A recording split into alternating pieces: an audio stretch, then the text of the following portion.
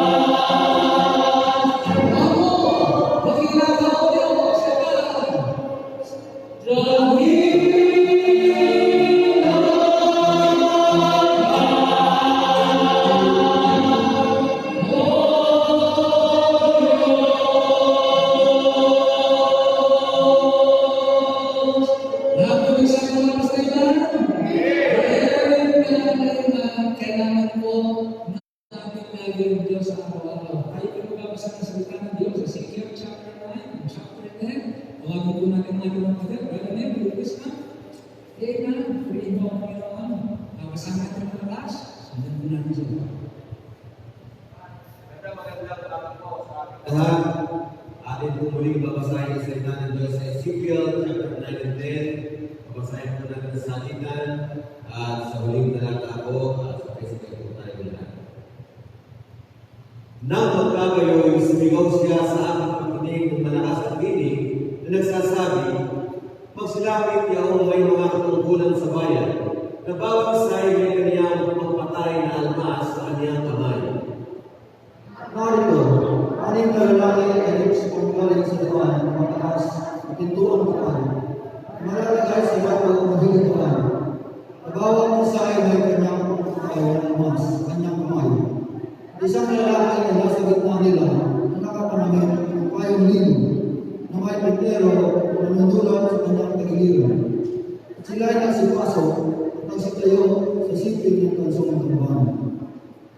At ang kalwalhatian ng Diyos ng Israel ay binanlang mula sa kerubin na pinapapatungan hanggang sa pintuan ng bahay, at kaniyang tinawag ang lalaking nakapanamit ng kayang lino na may tintero ng manmula sa kanilang tagiliran.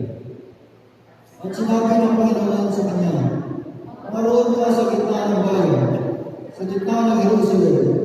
Maglagay ka ng matanda sa mga noon ng mga taong na magbubuntong hininga, at nagsisigay dahil sa lahat ng kasuklang-suklang na nagawa sa gitna niyo. At sa mga iba ay sinabi niya sa aking pakinig, magsiparoon kayo sa bayan na magsisunod sa kaniyan, at manakit kayo. Huwag magpatawad ang inyong mata, o kayong man ay mahabag. Pipulin ninyong lubos ang matanda, ang binata at ang dalaga, at ang mga bata at ang mga babae. Ngunit huwag lumapit ang sinumang lalaki na tinandaan. At inyong masimulan sa aking santuario. Nang magkagayoy, kanilang pinasimulan sa mga matandang lalaki na nasa harap ng bahay. At sinabi niya sa kanila, lapastangayin ninyo ang bahay, at punuin ninyo ng patay ang mga looban. Magsilabas kayo, at sila'y nagsilabas at nanakit sa bayan. At nangyari, habang sila nananakit, at ako'y naiwan, at ako'y nasubaso, at sumigaw ako, at aking sinabi, Panginoong Diyos, iyong bagang lilipulin ang buong nalagay sa Israel, sa iyong pagtutugso at iyong pagpusukan sa Jerusalem.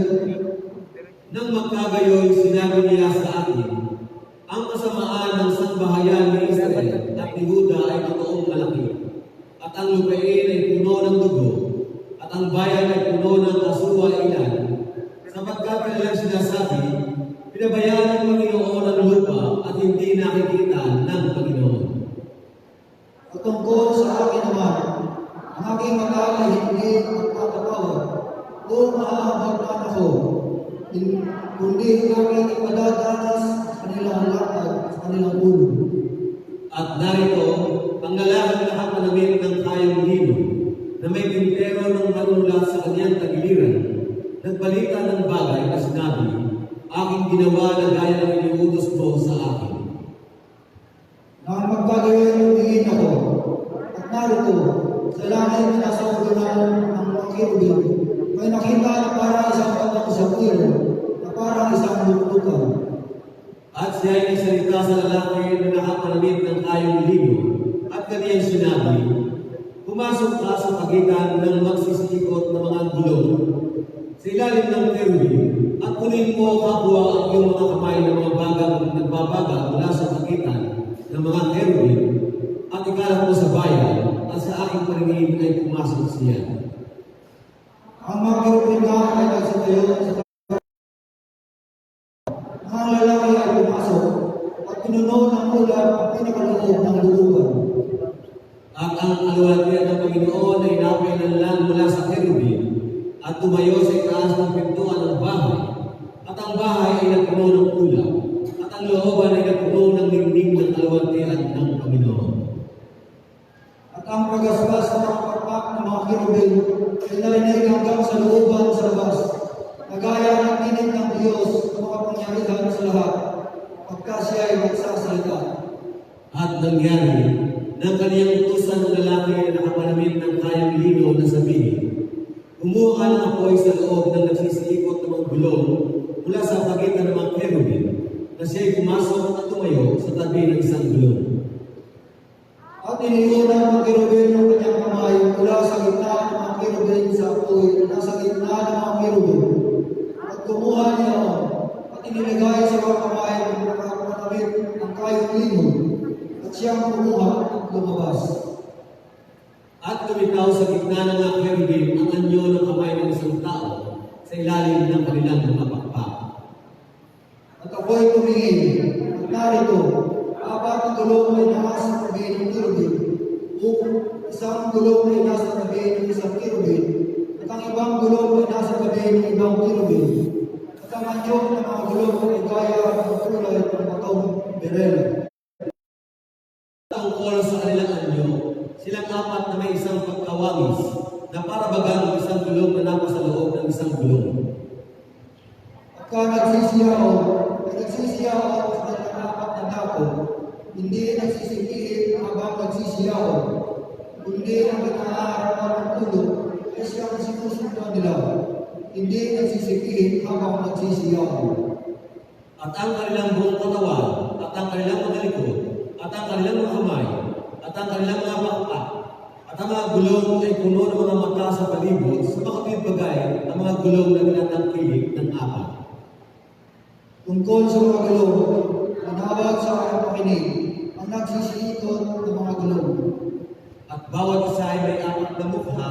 Ang unang mukha ay mukha ng kerubin, at ang ikalawang mukha ay mukha ng tao, at ang ikatlo ay mukha ng leon, at ang ikaapat ay mukha ng isang agila. At ang mga kirubin ay napaitaas. Ito ang nilalang na may buhay na aking nakita sa pangpang ng ilog Chebar. At nang magsiyaw ng mga kerubin, ang mga gulong ay nagsiyaw ng kasiping nila, at nang itaas ng mga kerubin ang kanilang mga pakpak upang ipaitaas mula sa lupa. Ang mga gulong naman ay hindi nagsihiwalay sa siping nila. Pagka sila ay nagsisitayo, ang mga ito ay nagsisitayo. At pagka sila ay nakapaitaas, ang mga ito ay nakapaitas, nakasama nila. Sapagkat ang espiritu ng nilalang na may buhay ay nasa mga ito. At ang kaluwalhatian ng Panginoon ay lumabas mula sa pintuan ng bahay at lumagay sa ibabaw ng mga kerubin. At itinaas ng mga kirubin ang kanilang mga pakpak at nakapaitaas mula sa lupa sa aking paningin.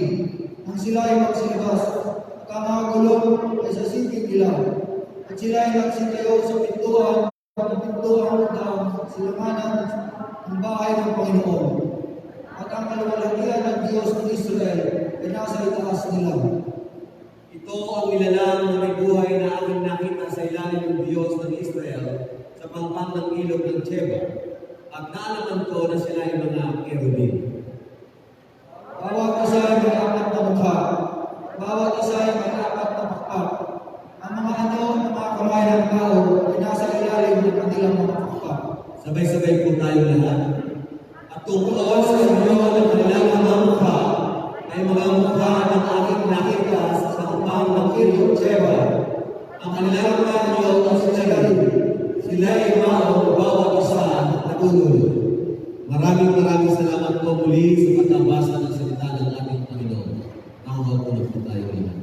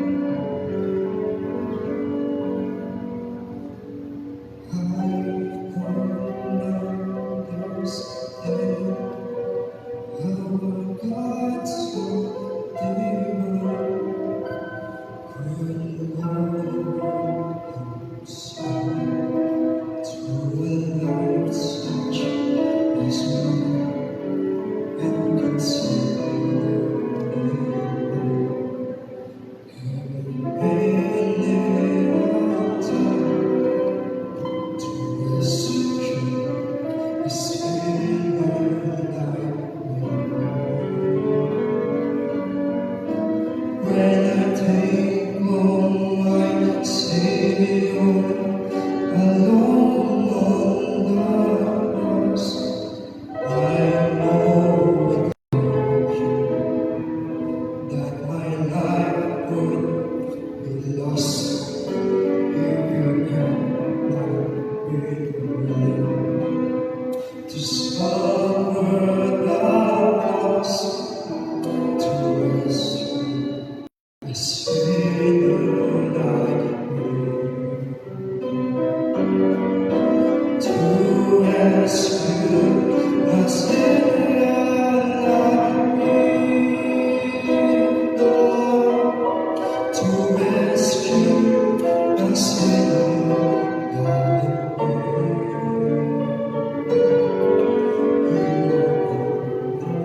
His blood and His kingdom love to rescue a sinner like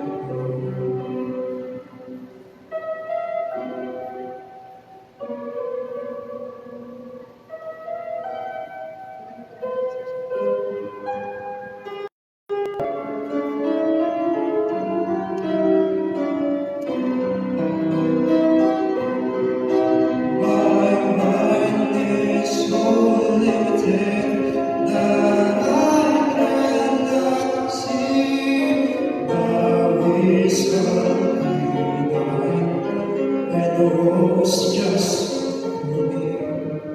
So unworthy was I, yet He gave me to rescue a sinner like me, to rescue a sinner,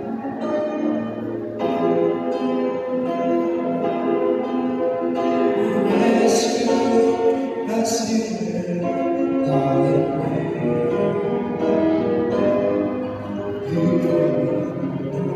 He is strong in this kingdom to rescue a sinner like me, to rescue a sinner that is worthless as I, yet He gave of His Son to save. It's hard to believe, but it happened to me. Hallelujah to Jesus, my King,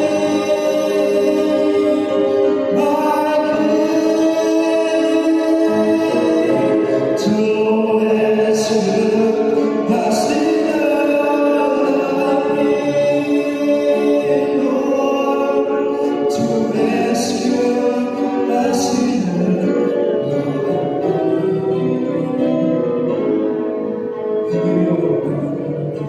His God and His kingdom to rescue us.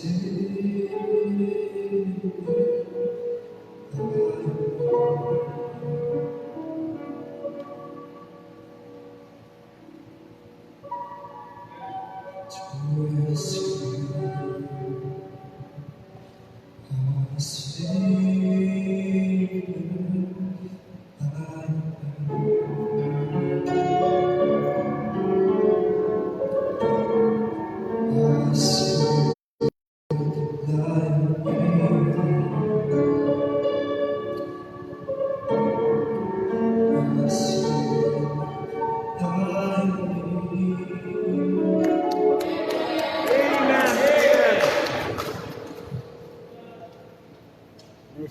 Nice time moves.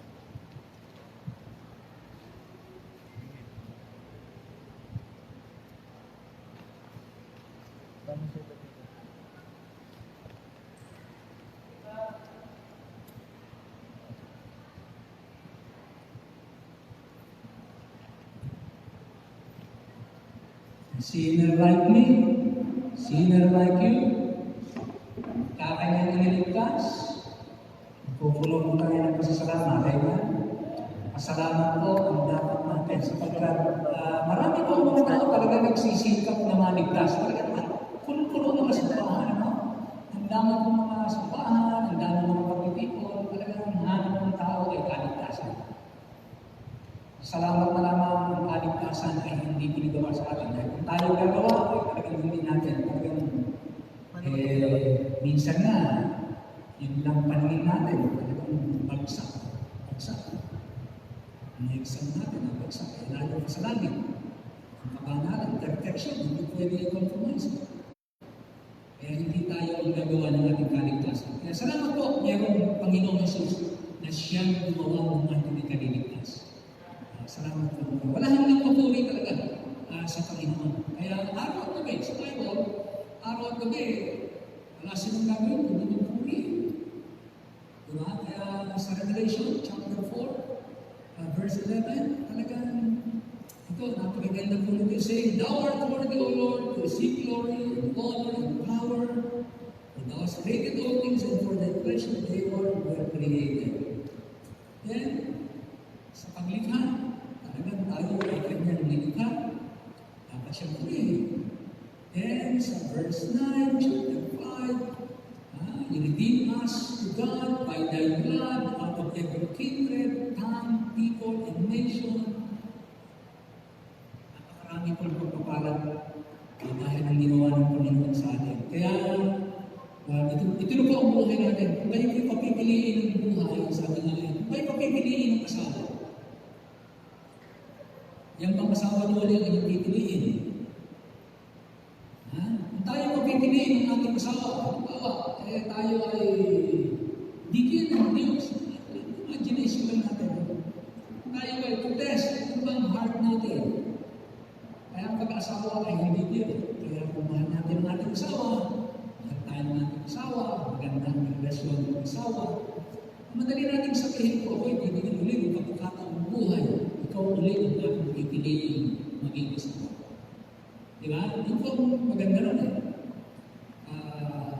Kung tayo ay papipiliin ng ating mga anak, sila rin ba ang ating pipiliin maging anak? Kung tayo ay papipiliin ng magulang, sila rin ba ang pipiliin natin ng magulang? Napakaganda, no? Na kung gano'n yung family, samahan, isang pamilya, kung ayaw mo iwalay, ayaw na mabago pa. This is our family. Purihin ng Panginoon, sapagkat siya matalino sa lahat, siya nagbigay sa atin ng lahat ng ating lumahan sa buhay. Kaya purihin po ang Panginoon. Now, ngayon po ay first Sunday na po ng August. Ang ating pong Lord Supper ay sa 16, so we have one more Sunday to go.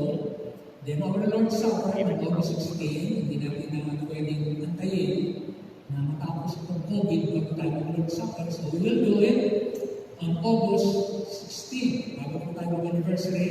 Hindi po natin gawin na kada Sunday, sa kapila na po natin kasi ang ating lugar ay hindi po that convenient na mag-imbita ng marami.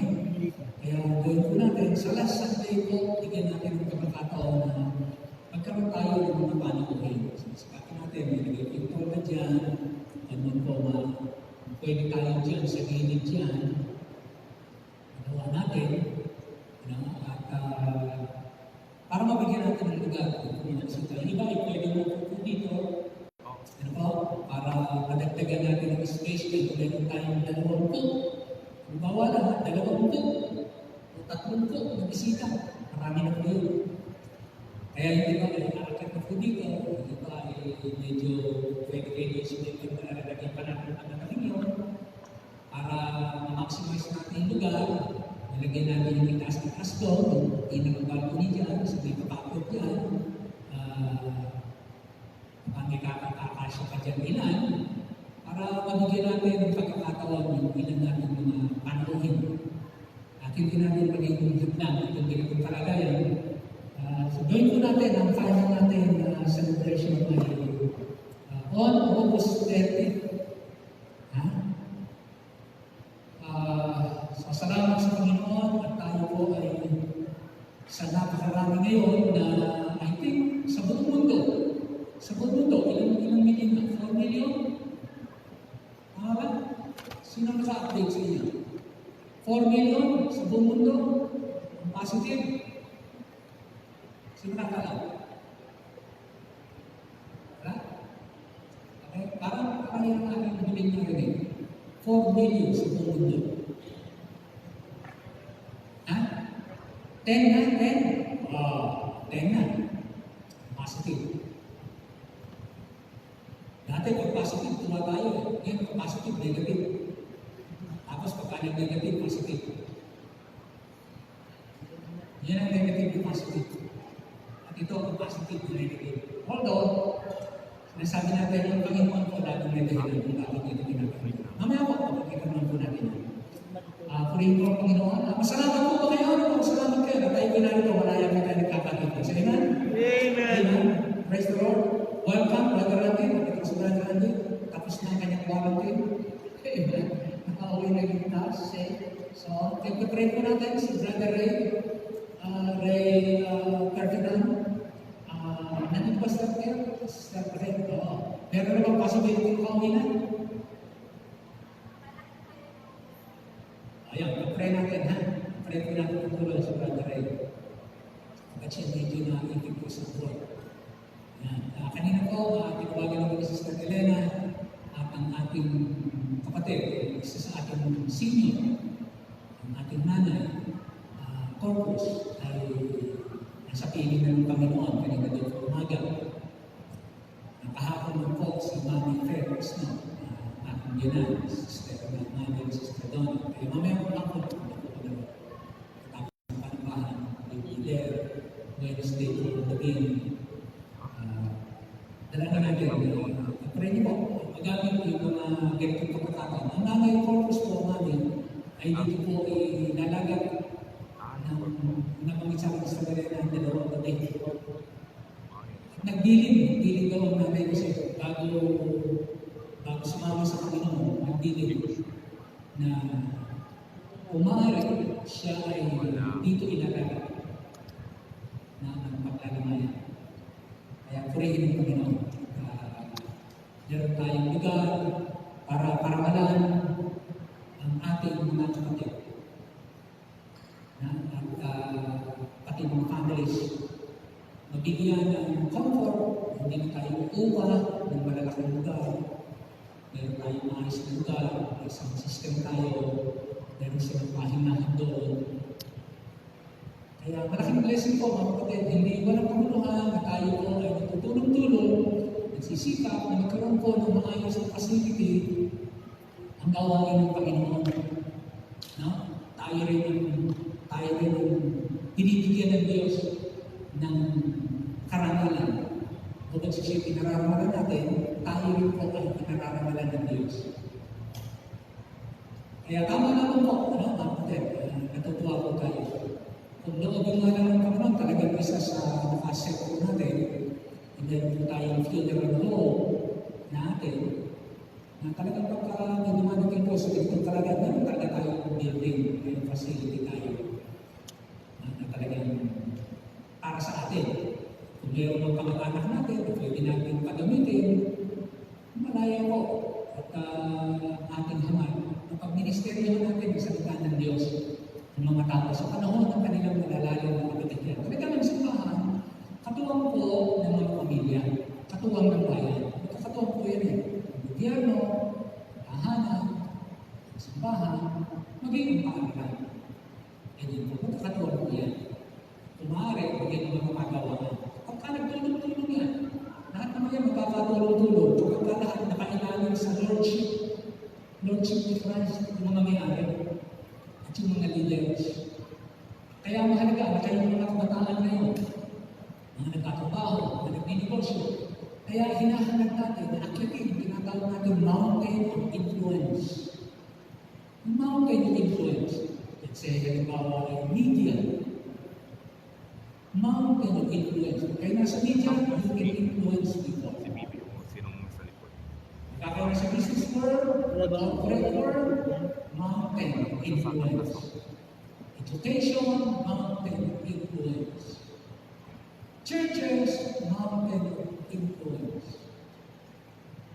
Government, mountain influence. Kaya dapat po ang ng mga anak ng Diyos, hindi mga pinaghaharian. Kasi po, pagka ang mga naroon na hindi pinaghaharian ng Diyos, ibang influensya ang dala nila. May influence po din, pero ibang influensya. Ngayon, pagka ang naroon sa taas, dala-dala natin ang salita ng Diyos, mas mataas pa sa atin. Ito ang makaka-influensya. Kaya hangarin po ninyo. Kayo nag-aaral, hangarin ninyo na hindi lang kayo kontento sa karaniwan. Umakit kayo. Hangarin niyo yung mas matataas. Umakit tayo. Hindi para tayo na maging naroon lang. Hindi. Gusto natin, sabi nga ni David, last Wednesday, sabi natin, palaksan niyo God's choice, David's chance. Sabi ni David, isayan na. Isayan na. Yun ang kanyang dream. Yun ang kanyang goal. Yun ang kanyang heart. I want the world to know that there is God in Israel. Yun ang kanyang talagang, I want the world to know that there is God in Israel. I want to know. I want the world to know. At yun ang influensya. Pero alam mo, basahin natin yung history. Wala po yun. Si King David ay wala po sa history. Si Abraham, wala sa history. Hindi pinag-usapan sa history yung kaganda nila. Pinag-usapan lang sa Nebuchadnezzar, sa Alexander the Great, sa Nero, kung sino-sino. Pero magtataka kayo, hindi kasama ang mga great men of God sa history, world history. Hindi sila. Kaya ang history ko, nalang-lamang ng mundo ay ang kwento ng mundo. Kaya wala sino ko, wala. Wala ba mga great men? Masalamat po sa ating panahon, ating mga anak, kung sa ating nila, Lord of History, version ng ito, alam natin, world history na kasama ang version, kasama ang Diyos sa history. Ayan po kagandahan. Kaya tayo po ay magpapasalamat na patuloy po ang ating mga kapatid. Ibig ko po appreciate natin ang Panginoon sa kanyang kapatihan, seniors, adults, young men, young ladies, tayo po ay kapapanumbahan kasama ng mga natin mga kapatid sa kapatid. Parapakan po natin ang Panginoon. We appreciate you. Lord, this is the Lord. Salamat po sa kami ay pinapagpayan at pinibigyan ng biyaya. Tayo po ay tumayong lahat at buksan natin ang ating Bible sa Matthew chapter 7. Matthew chapter 7. Napakahalaga po ng ating panahon. Napakahalaga ng yugto ng kasaysayan na tayo ngayon ay nasa panahon na tayo ang gagamitin ng Diyos. Matthew chapter 7. Para tayo lalong magamit ng Diyos. Matthew chapter 7. Very familiar passage, verses 24 hanggang 29. Basahin po natin. Matthew chapter 7, 24 hanggang 29. Sabayan niyo po ako, sama-sama tayo magbasahin. Medyo konting tigil sa kama, tigil sa period, taas ng tono pag may question mark and so on. Sabay-sabay po tayo. Ready? Begin. Therefore, whosoever heareth these sayings of mine, and doeth them, I will liken him unto a wise man, which built his house upon a rock. And the rain descended, and the floods came, and the winds blew, and beat upon that house. And it fell not, for it was founded upon a rock. And everyone that heareth the sayings of mine, and doeth them not, shall be likened unto a foolish man, which built his house upon the sand. And the rain descended, and the floods came, and the winds blew, and beat upon that house, and it fell, and great was the fall of it. And it came to pass, when Jesus had ended his sayings, the people were astonished at his doctrine, for he taught them as one having authority and not as the scribes. The sayings of Christ. Here, the sayings of Christ. tayo po ay manalangin. Maraming Diyos, salamat po ng maraming sa umaga nito sapagkat ang aming muling pakikinggan ay ang iyong mga salita. Wala pong hihigit sa iyong salita. Walang hihigit sa iyo na ikaw ang nagsalita. Walang papantay sa iyo. Langit at lupa ang pagawa. Kaya hindi pwede